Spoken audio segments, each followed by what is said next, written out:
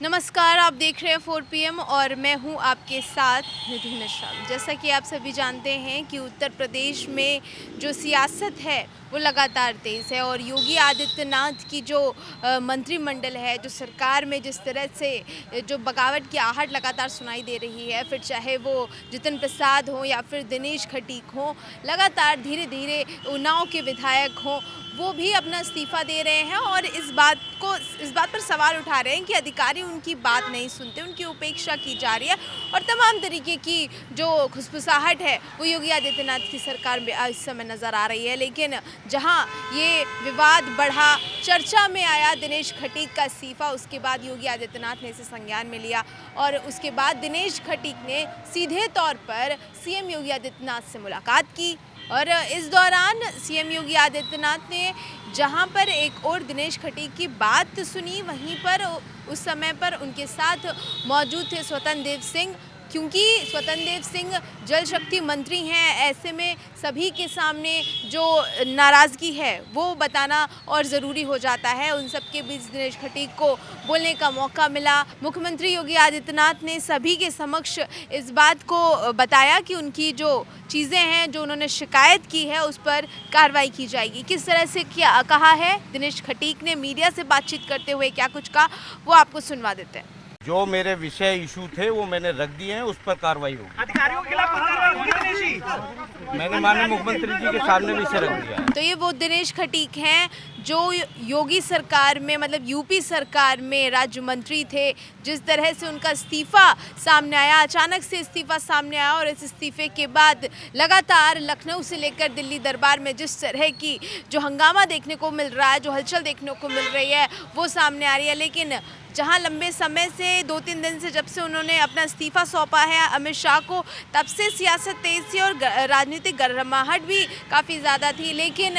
जब मुलाकात हुई, मुलाकात के बाद जिस तरह से दिनेश खटीक के जो तेवर हैं वो ठंडे नज़र आ रहे हैं, ऐसे में उन्होंने इस बात को भी कहा कि हो सकता है कि मैं इस्तीफ़ा वापस ले लूँ और जैसे काम कर रहा हूँ वैसे ही करता रहूँ। तो ऐसे में सीएम योगी ने जिस तरह से, क्योंकि वो एक मुख्यमंत्री के तौर पर, क्योंकि बहुत ज़रूरी हो जाता है सभी नेताओं को, सभी मंत्रियों को एकजुट में रहना, एक धागे में पिरो कर रहना बहुत ज़रूरी हो जाता है और इसे संभालने की पूरी कोशिश की है योगी आदित्यनाथ ने। ऐसे में क्या कुछ तस्वीर होती है ये तो समय बताएगा, लेकिन उन सब के बीच आपको बता दें कि जिस तरह से राष्ट्रपति चुनाव के दौरान जहां हमने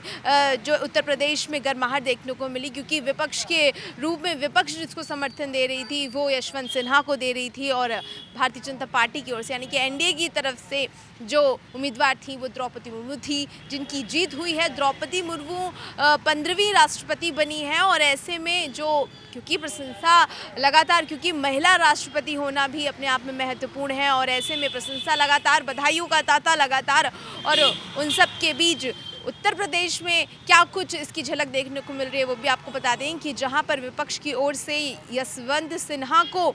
जो उम्मीदवार बना रही थी विपक्ष, ऐसे में समाजवादी पार्टी लगातार यशवंत सिन्हा का समर्थन कर रही थी और बता रही थी कि भाई देखिए, हो सकता है हमारे उम्मीदवार ये हैं और राष्ट्रपति बनाने की पूरी कोशिश। लेकिन द्रौपदी मुर्मू की जीत के बाद ये सामने आ गया है कि जहां समाजवादी पार्टी के साथ गठबंधन में जुड़ी तमाम सी पार्टियां, फिर चाहे वो ओपी राजभर की पार्टी हो, शिवपाल की पार्टी हो, वो जो समर्थन है वो समाजवादी पार्टी के गठबंधन की पार्टी है और उनका समर्थन भारतीय जनता पार्टी के उम्मीदवार को जाता है। ऐसे में जो गठबंधन की जो टोपी है वो डगती हुई, गिरती हुई नज़र आई और ऐसे में जब ओपी राजभर योगी आदित्यनाथ के जो डिनर करने का जो सिलसिला शुरू हुआ, कि उन्होंने जब द्रौपदी मुर्मू उत्तर प्रदेश में आती हैं, लखनऊ में आती हैं, ऐसे में जो डिनर कॉन्सर्ट रखा गया उसमें भी ओपी राजभर मौजूद रहे, मतलब उस आयोजन में मौजूद रहे। ऐसे में समर्थन उन्होंने साफ तौर पर एनडीए को दिया और द्रौपदी मुर्मू को दिया। अब हालांकि उनकी जीत हो गई है, ऐसे में राजनीतिक गलियारों में ये खुसफुसाहट सुनने को मिल रही है कि द्रौपदी मुर्मू, यानी कि एनडीए का समर्थन जो ओपी राजभर ने दिया उसका तोहफा मिला है और तोहफे में क्या मिला ये भी मैं आपको बता दें कि वाई सिक्योरिटी योगी आदित्यनाथ की सरकार ओपी राजभर को देगी, क्योंकि ऐसा अभी ये कयास लगाए जा रहे हैं कि हो सकता है कि एनडीए के उम्मीदवार पर उन्होंने जिस तरह से समर्थन दिया है उसे लेकर सरकार ने उन्हें तोहफा दिया हो। लेकिन वाई सिक्योरिटी जो है राजभर को मिल रही है। और राजभर लंबे समय से, क्योंकि अपनी बयानबाजी से जिस तरह से वो बयान कर देते हैं और उससे चर्चा में भी रहते हैं और अपनी बयानबाजी से लगातार वो सुर्खियों में भी रहे हैं। और जब आजमगढ़ और रामपुर इसका चुनाव हो जाता है, मतलब लोकसभा चुनाव हो जाता है, ऐसे में समाजवादी पार्टी का गढ़ मानी जाती हैं दोनों ही जगह, और समाजवादी पार्टी की उन दोनों ही गढ़ में हार हो जाना, तो उसे लेकर बहुत ज़्यादा तंज कसा था राजभर ने। और लगातार क्योंकि समाजवादी पार्टी के जो अध्यक्ष हैं अखिलेश यादव, उन पर भी तंज कसते हुए नजर आए और अब धीरे धीरे खुले तौर पर सामने आ गए हैं। और ऐसे में कयास का इशारे लगाए जाते हैं कि भाई ओपी राजभर का क्या है ना कि गठबंधन में रहेंगे लेकिन धीरे धीरे सरकने की जो कोशिश करते हैं। पहले भी जनता देख चुकी है, सरकार देख चुकी है, सब कोई देख चुका है कि जिस तरह से उनकी धीरे से शिफ्ट करने की जो उनका सिलसिला है, शिफ्ट करने का जो तरीका है, वो हमेशा से एक जैसे ही रहता है। और ऐसे में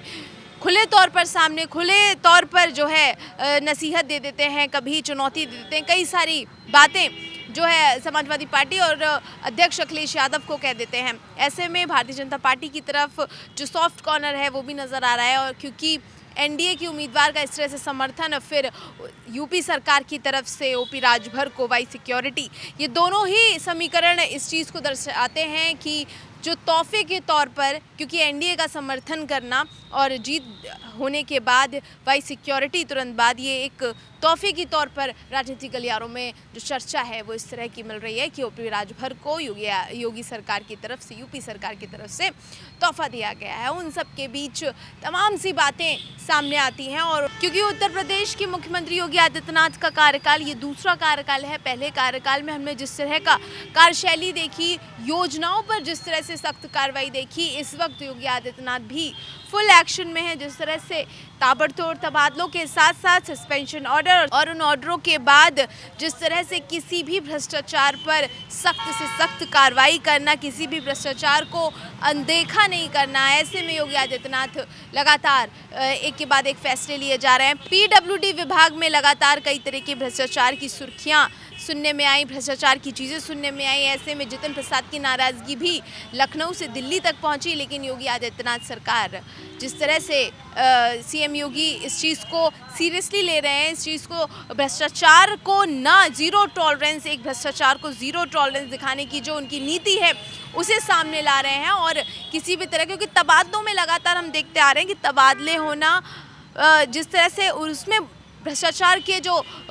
समीकरण देखने को मिलते हैं वो लगातार लंबे समय से मिलते हैं। ऐसे में जो टीम गठित की गई उसे लेकर भी सीएम योगी आदित्यनाथ पूरे एक्शन में और लगातार दिशा निर्देश के साथ साथ सख्त कार्रवाई करने के भी आदेश दे रहे हैं। तो वहीं पर क्योंकि दिनेश खटीक की हम बात कर रहे थे और दिनेश खटीक लगातार सुर्खियों में बने हुए थे, अब